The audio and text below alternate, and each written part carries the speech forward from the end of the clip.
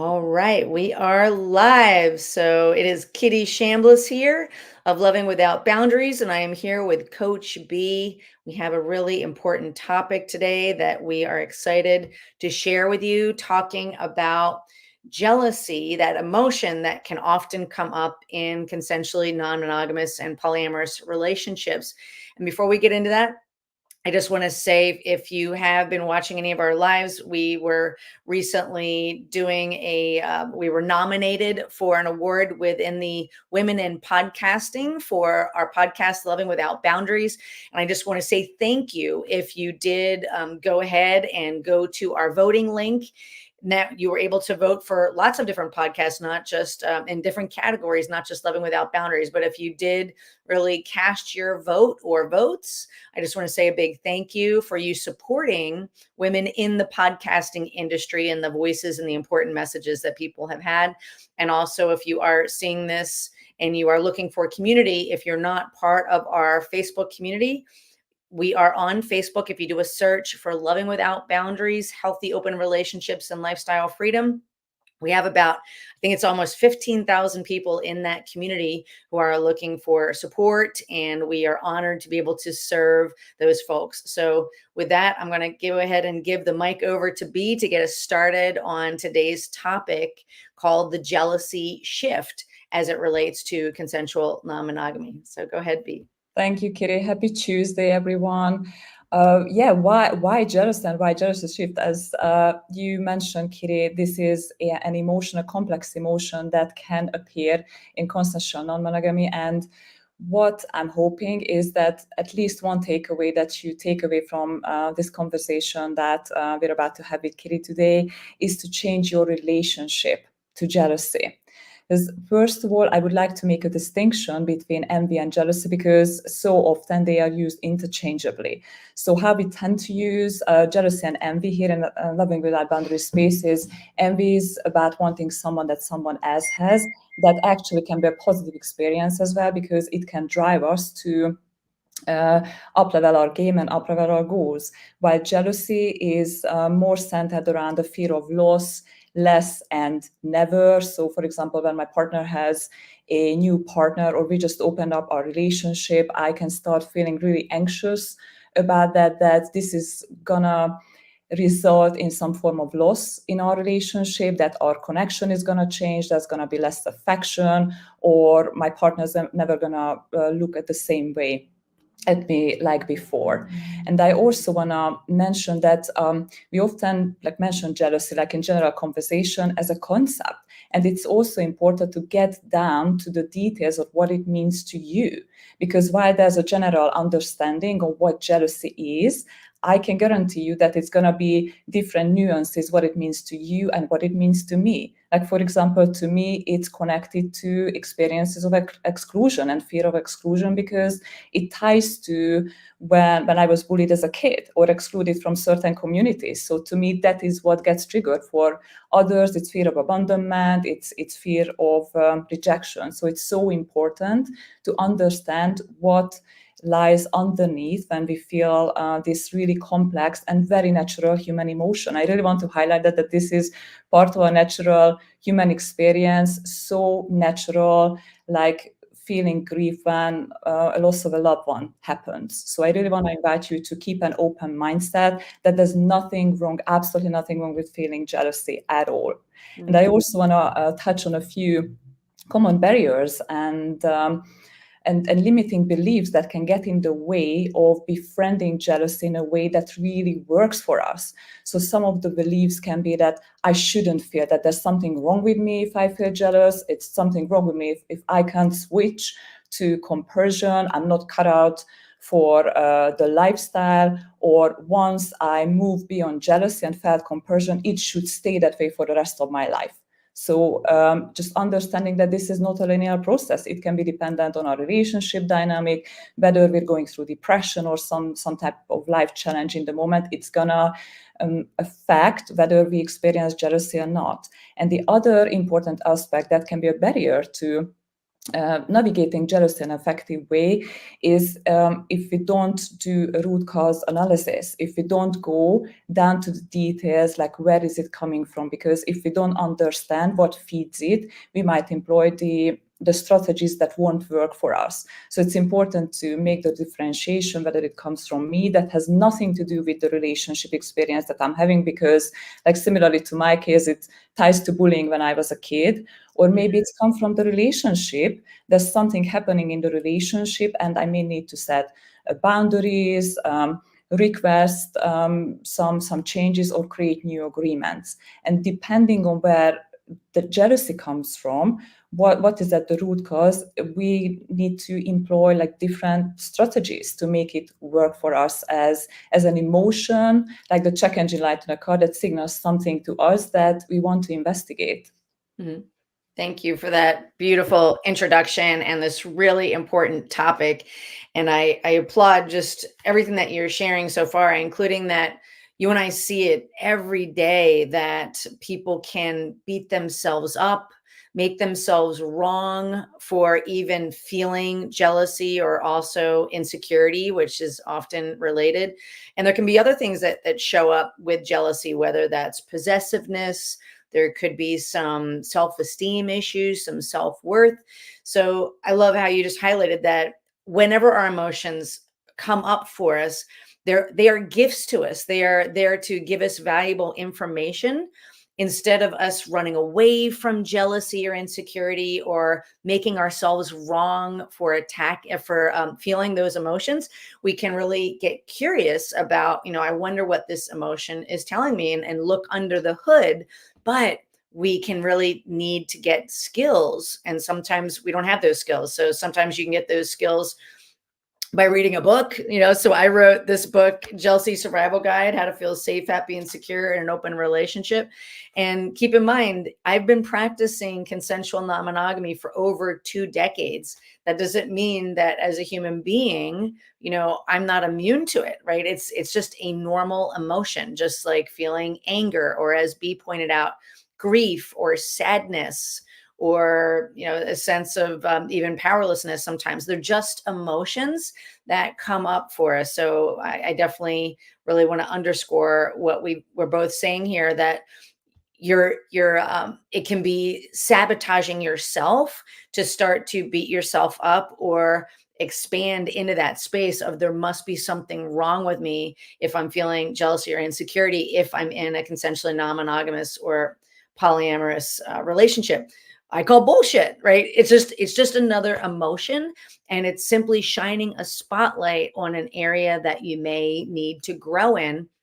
And you can absolutely learn skills, and some of those skills are outlined here in this book, but sometimes people might need some more help. But know that we talk about in the book, like there can be limiting beliefs or things that get in the way of your own success, that maybe scripts that are programs that you're running from the past, but you absolutely can get the skills to be able to navigate through that, because they can be based on fear, they can be based on old situations from the past. And if you don't really dig in there and look under the hood to figure out where those things are coming from, it can just perpetuate itself into the future, or God forbid, it even get worse, where there can be resentment that gets built up, or disconnection, emotional distance that shows up in your relationships. And it can really break families apart. It can break relationships apart, and it doesn't have to be that way. So I'll give the mic back over to you, B, in this really, really important topic. I so much appreciated, Katie, that you touched on your book and your experience with jealousy. Like you consider it as a completely natural, normal emotion that can surface at any point in your life. And this is the paradigm shift that I went through. So like 3.5 or 4 years ago, when I first reached out to you to work together to help me get that map to how to have like healthy and happy open relationships, I was absolutely drowning in jealousy and possessiveness and anxiety and anger and completely feeling powerless. And I understood that there were some underlying beliefs that I needed to shift as well. So I want to circle back to that as well, what you mentioned. Like changing my relationship to jealousy, that it is a natural emotion to feel, and I want to understand what fuels it. And the old belief that there's something wrong with me for feeling jealous and I'm not cut out of the lifestyle, despite being 10 out of 10 polyamorous, as I tend to say. The new belief is that, you know what, it's a completely natural emotion, and I actually expect it to surface from time to time for the rest of my life. And just simply when it happens, I already built a skill set to look under the hood and understand where it is coming from. So use it as a gift to understand myself better, my relationship better. As I said, maybe some agreements need to be renegotiated, or maybe I want to check the compatibility of the relationship for the long term. So no one has to be right or wrong here. This is simply an emotion that can provide us with so many information and gifts. So these were some of the things that I wanted to touch on, and I also want to mention a few things that it's so important to understand that, as you mentioned, Kitty, that it's down to building a skill set. So up until that point, that we've not yet built the skill set how to effectively navigate our jealousy or our partner's jealousy, what can happen really often, and I see this commonly popping up, is we tend to come from a place of constant fear. And that's such a painful place to be when we're hyper vigilant. We start entering the spaces of worst case scenarios. When my partner is out on the date, it means that I'm being abandoned, I'm being rejected. So I start comparing, I feel the most disempowering emotions and the worst traumas of myself surfacing. And from those places, unfortunately, sometimes our actions gonna show up as well that are consistent with this fear-based state. So, for example, if I have that belief that my needs don't matter, or I don't matter, or I'm somehow faulty or wrong or damaged, then it's likely that it's going to show up with poor boundaries or lack of boundary settings, for example, or me pushing against or violating someone else's boundaries, or lashing out, or being reactive, or feeling resentment or blaming. And this is incredibly exhausting to our system. It completely keeps us away from enjoying our relationships, from enjoying our life, because we're always in this place of contraction, living in the emotional space of our worst fears. And there's absolutely a way out of this. There's the shame, the guilt, there's something wrong with me, there's something wrong with my relationship. Once we start to understand what fuels it, we can change it. I really love these quotes that transformation happens in the specifics. And a problem well defined is a problem half solved. So if we get down to the root, we have solved the problem, and we open the opportunities for constructive solutions. I love that so much. Yeah. And just to give some examples, because some of this might resonate with you, is a lot of times it can be our self talk and some disempowering or limiting beliefs that we have that can get in the way of our success. So, some of the things that we talk about in the book, see if any of this resonates with you. You might be telling yourself, I can't stand to feel, this emotion of jealousy. I can't stand to see the two of them together. I can't stand my anxiety, I can't stand to watch them be affectionate with each other. And it also can be like the way that you're speaking to yourself. So these might resonate with you. I tell myself that screaming, making demands, or lashing out is my right. To our point earlier, I tell myself that I am wrong for feeling jealousy. I tell myself that my needs and desires are wrong. But instead, you can learn to transform those type of beliefs to start to step into a place of empowerment. And so you can learn how to get the skills to turn those around. So that first one could be understanding that I take responsibility for my feelings. I calm myself down before speaking to loved ones and make requests, not demands. And another one about the needs could be I ask for what I want, even when it's uncomfortable or makes me feel vulnerable. So you can learn the skills to step into a more empowered version of you, where you know that you can stand those emotions, that the normal emotions, that it's just a natural part of our shared human experience. So you don't have to beat yourself up or make yourself wrong for simply having a human experience. Because a lot of times when we practice consensual non-monogamy, it gets us out of our comfort zone where we feel unsafe, and that can put us into that fight, flight, or freeze mode. And that's natural. It just can happen. And you can build the skill sets. You can learn how to navigate up and out of that emotion, so that maybe it's not that you won't ever feel it ever again. It's that you'll have the confidence and the inner strength to know that you can sort it out, that you can move forward, and that you can have a whole community or a mentor or coaches in your corner to make sure that you've got this. So I'll give the mic back over to you, B. Yeah, you touched on such important points, Kitty, here, like changing our narrative, how much it can change our experience and building that empowering skill set.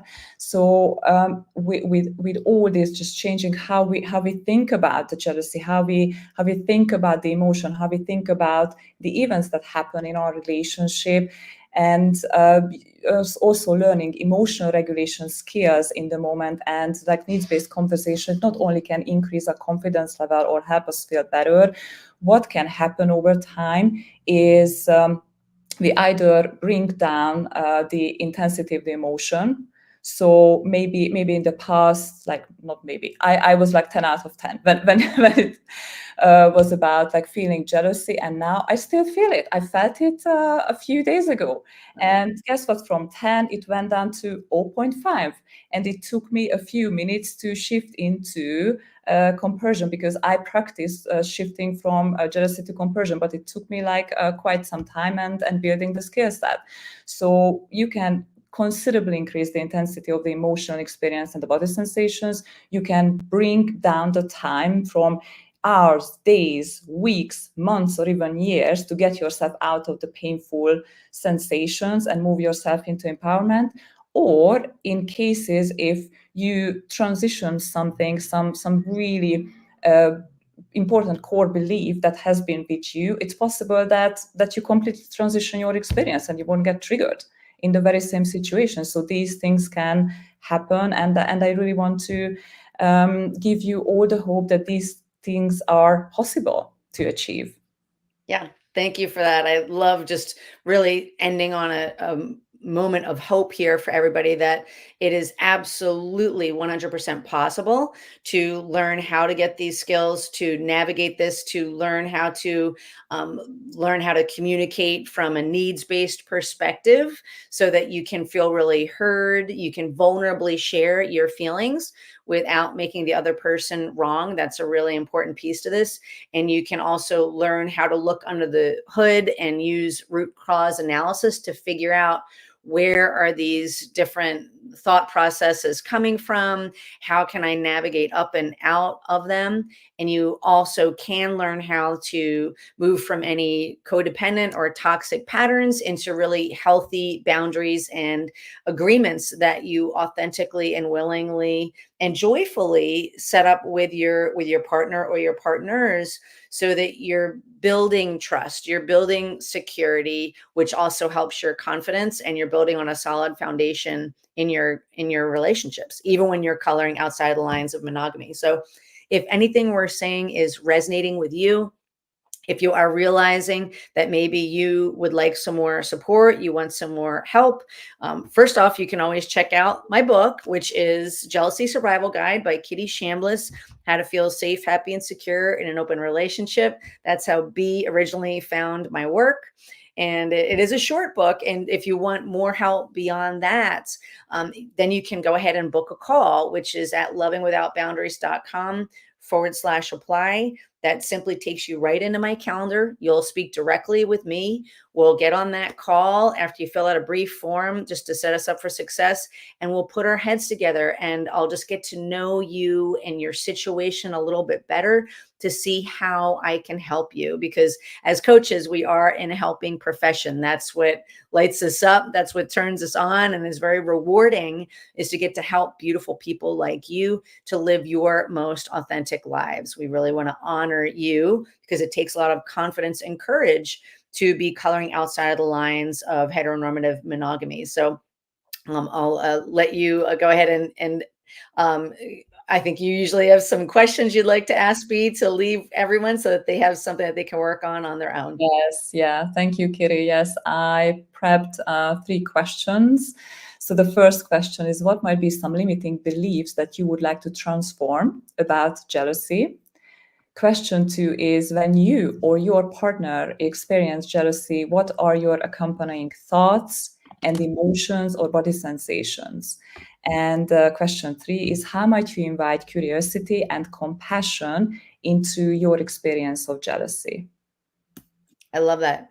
Thank you for sharing that. So you've got some things to think about. You've got some action items. If you are looking for help, you can join our free community on Facebook, Loving Without Boundaries. You can also listen to the podcast of the same name.